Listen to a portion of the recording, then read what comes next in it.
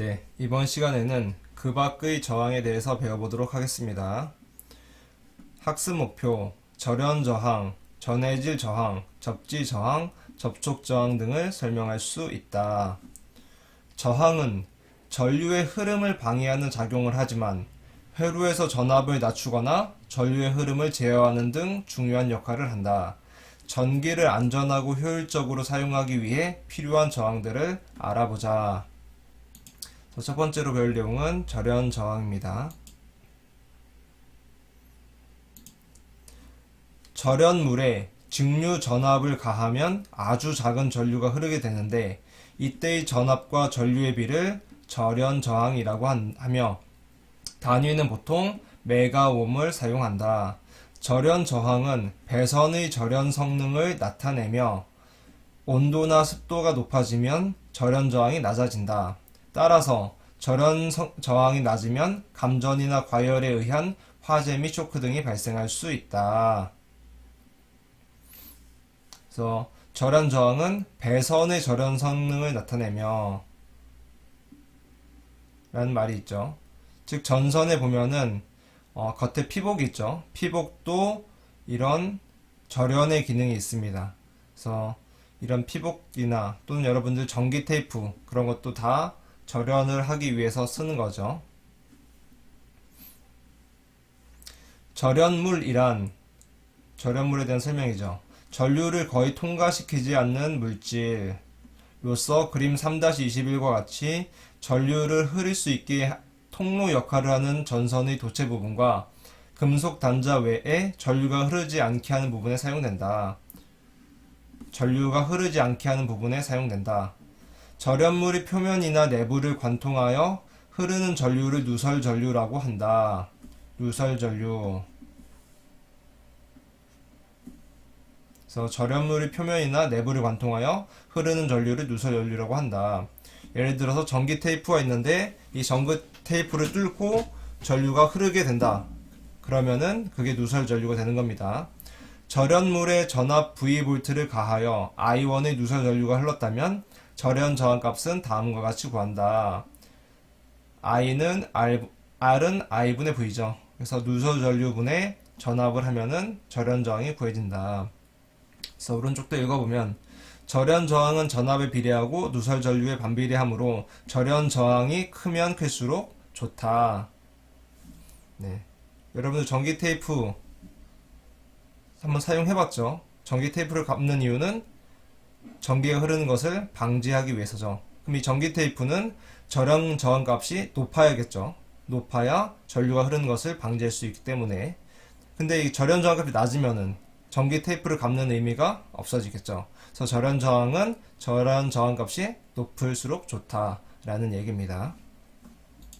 그래서 밑에 있는 그림은 왼쪽 같은 경우는 전지가 있고 도체가 있고 그다음에 전류계가 있죠. 그러면 일반적으로 이렇게 플러스에서 마이너스 쪽으로 이렇게 전류가 흐릅니다. 물론 도체에 연결되어 있기 때문에 전류는 흐르겠죠. 근데 이 도체 부분에 절연물을 넣으면은 절연물이란 것은 전류가 흐르지 않게 해주기 위해서 넣는 거죠. 그렇기 때문에 지금 전류가 거의 흐르지 않게 되어 있습니다. 절연 저항이 크면은 클수록 전류가 흐르지 않겠죠. 다음으로 전해질 저항에 대해서 보도록 합시다. 전해질은 물에 녹은 상태에서 이온으로 쪼개져 전류가 흐르는 물질이다. 물에 녹은 상태에서 이온으로 쪼개져 전류가 흐르는 물질이다. 염화 나트륨, 황산, 염산 등이 대표적인 전해질이다. 염화 나트륨은 고체 상태에서는 전류가 흐르지 않아 도체가 될 수 없지만 그림 3-22와 같이 수용액 상태에서는 전해질이 되어 전류가 흐른다. 그림 3-23A와 같이 증류수에 전압을 가하면 전류가 거의 흐르지 않지만 염화나트륨을 조금 넣으면 전류가 흐르게 된다. 이때 염화나트륨의 농도를 점차 높이면서 전류를 측정해보면 B와 같이 전류의 세기가 점점 증가하다가 어느 한계를 넘어서면 더 이상 증가하지 않고 일정하게 유지된다. 염화나트륨 수용액은 Na 플러스 이온과 Cl 마이너스 이온으로 이원화되어 있어서 극판에는 Na 플러스 이온이 모이고 양극판에는 Cl 마이너스 이온이 모여 전류가 흐른다. 이때 양극판에서는 염소가 발생하여 전극을 부식시키거나 공기 중으로 날아가며 음극판에서는 나트륨이 물과 반응하여 수소가 발생하고 수소나 나트륨이 생성된다. 한편 전극판과 용액 사이에는 전류가 흐르기 어려운 부분이 생기는데 그 부분의 저항과 전해액 사이의 저항을 모두 합한 저항은 전압과 전류의 비로 구할 수 있다. 이 경우 양극판 부근의 저항과 음극판 부근의 저항은 서로 다르며 전해액의 저항은 이러한 종류의 저항을 되도록 작게 한 상태에서 측정한다. 아래 전해액이 흐르는 전류 특성에 대해서 그림과 그래프가 나와 있죠. 네, 한번 읽어보도록 하세요. 그 다음에 접지 저항. 접지는 도체인 기기의 외함 등을 대지와 연결하여 전이차를 없앰으로써 감전 재해가 발생하지 않도록 하는 것이다. 접지는 이제 땅에다가 연결해 주는 거예요. 그래서 땅 속으로 전류가 다 빨려 들어가도록 해주는 겁니다. 그래서 외함이라는 것은 이제 케이스라고 생각하면 돼요. 케이스. 도체인 기기의 이제 케이스라고 생각해도 되고, 외함 등을 대지와 연결하여 전이차를 없앰으로써 감전 재해가 발생하지 않도록 하는 것이다. 접지판을 대지에 묶고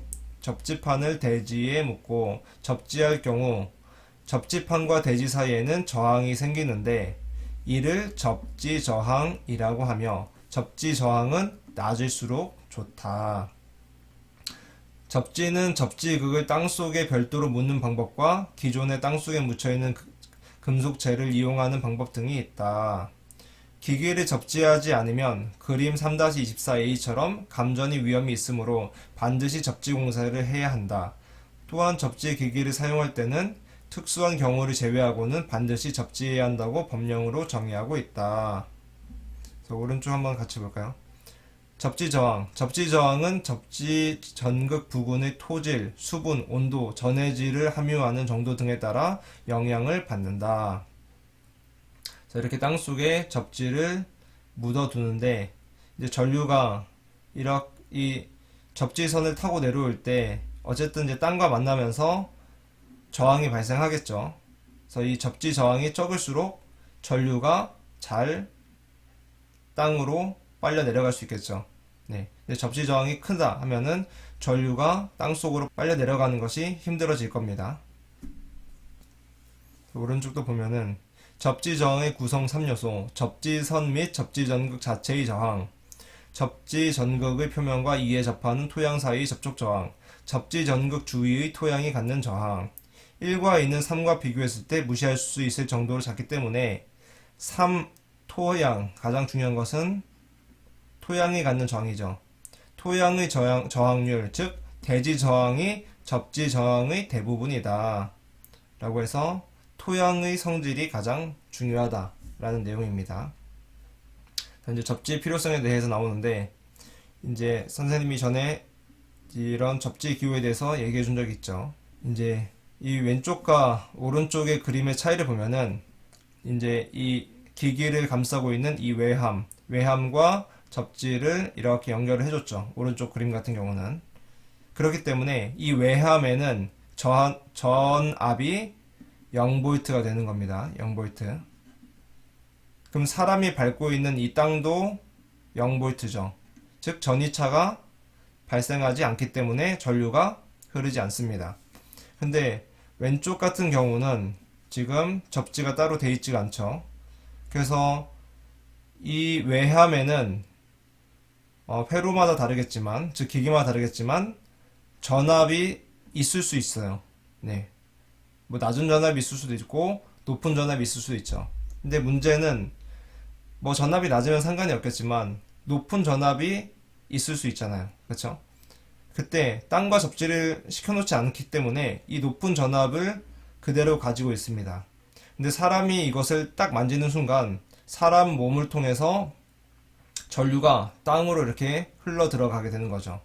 즉 사람한테 큰 전류가 흐르기 때문에 감전사고가 발생하는 겁니다. 이제 우리가 여기서 알아야 될 거는 전위차가 발생하면 전류가 흐른다. 그래서 그 전위차를 생기지 않게 하기 위한 것이 접지다 라는 거죠. 밑에도 다양한 접지를 사용한 사례가 나옵니다. 즉 변압기, 그 다음에 건물의 피뢰침, 그 다음에 인화성 물질을 취급할 때, 주유소 같은 데 가보면은 정전기 때문에 큰 사고가 날 수 있어서 정전기 패드 같은 게 붙여져 있어요. 그 다음에 철제 울타리 철문, 철 기둥, 저장 탱크 뭐 이런 데서도 다 접지가 되어 있습니다. 그래서 접지를 해놔야 접지를 하지 않으면은 정전기나 전위차에 의한 전류에 의해서 감전에 의한 이제 뭐 화재 폭발 사고 날 수 있기 때문에 꼭 접지를 해 주도록 되어 있습니다.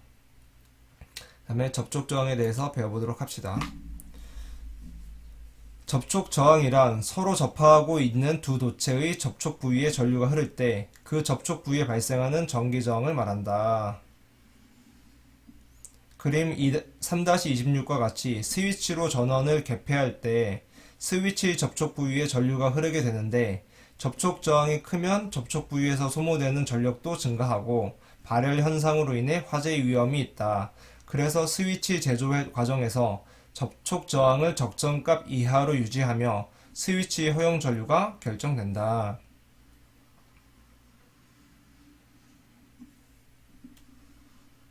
또한 접촉 저항은 접촉 부위를 통과하는 신호대 잡음비에 영향을 준다. 신호대 잡음비. 예를 들어 스마트폰에 이어폰 플러그를 꽂아 음악을 들을 때를 생각해보자. 이어폰에 흐르는 전류는 작기 때문에 접촉 저항으로 인해 열이나 화재가 발생하는 일은 거의 없지만 잡음이 생길 수 있다. 이러한 이유 때문에 좋은 음질을 위해서 접촉 부분을 도금하여 접촉 저항을 줄이기도 한다. 이러한 접촉 저항은 수십 미리옴 정도로 매우 작기 때문에 접촉 저항을 측정하기 위해서는 일반적으로 4단자 방법을 사용한다. 4단자 방법은 그림 3-27과 같이 두 개의 전류 탐침과 두 개의 전압 탐침으로 구성된다. 측정 대상물에 일정한 전류를 흐르게 하고 두 개의 전압 탐침으로 양단의 전압 강하를 측정한 후 옴의 법칙을 적용하여 접촉 저항을 구성한다. 그림 3-26은 스위치의 접촉 저항을 나타낸 거죠. 스위치를 이렇게 닫았을 때 이 스위치 자체에서 이제 손실이 발생할 수 있다는 거. 저항이 크면은 전압 강화가 많이 발생하고 전압 강화가 발생했다는 것은 전력이 소모된다는 것은 열이 발생한다는 거죠. 이제 오른쪽에 4단자 방법을 보면은 이제 측정하려는 대상물이 이 초록색으로 되어 있는 대상이죠. 이 대상물의 양쪽에다가 전류원을 달아줘요. 물론 양쪽에 이제 탐침을 둬서 이제 이 사이에 흐르는 전류를 알 수가 있죠. 그 다음에 또 두 개의 탐침을 두고 이 사이에는 전압계를 둡니다. 전압계. 그러면은 전류원과 전압계의 전류와 전압의 크기가 표시가 되죠. 그러면은 R은 I분의 V이기 때문에 I 값도 알고 V 값도 알기 때문에 저항 R의 크기를 구할 수 있겠죠. 그래서 이게 4단자 방법입니다. 그리고 오른쪽 위에 있는 신호대 잡음비도 한번 같이 읽어보도록 합시다. 신호와 잡음의 에너지로서 신호의 품위 레벨이 척도이며 SMB라고 또 한다.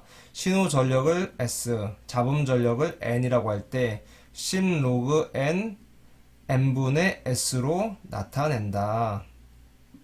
여기서 신호의 값이 크면 클수록 그리고 노이즈 값이 작으면 작을수록 이 신호대 잡음비는 커지겠죠.